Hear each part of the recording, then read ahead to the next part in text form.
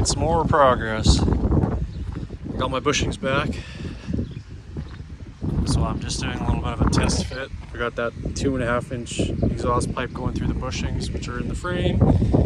So that should keep everything lined up. But I gotta get my bushings cut for the other side. And I'm gonna use the other side with the bolt to tighten it up, to pull everything back and get it in line.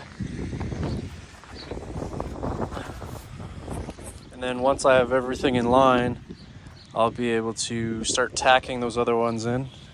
I gotta make little spacers. Probably take little bits of like welding rod or something and space it away just enough to I can get it tacked in. But it's looking a little bit like a Packer.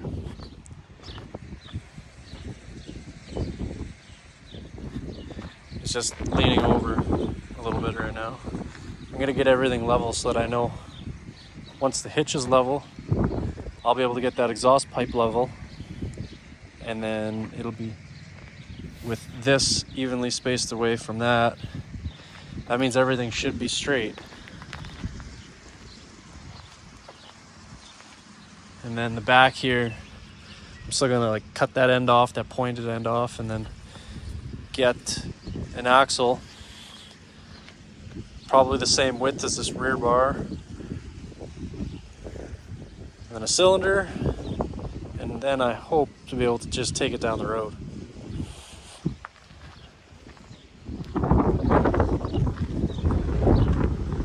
Everything seems to be lining up fairly well.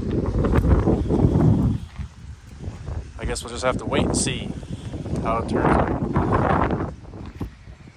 Those crossbars will get put up there where they were before and then brought back to there.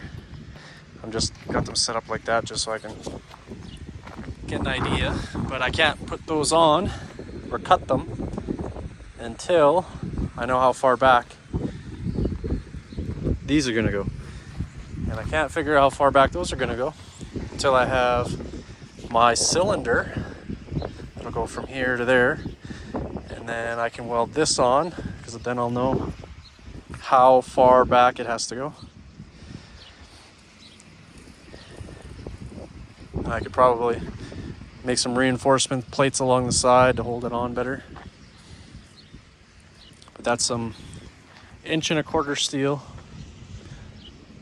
and it was strong enough to hold up the entirety of the rod weeder. So with these ends on it to support it, I think it should be strong enough. I'm just going to put this bar back as close as I can to that when the cylinder's on it and collapsed, so that this is supporting as much as it can. And then with these, they go on after, so I'll cut this tube off and I'll put that on there and weld it to it, put a grease zerk on it, and then I will figure that out. Should be interesting.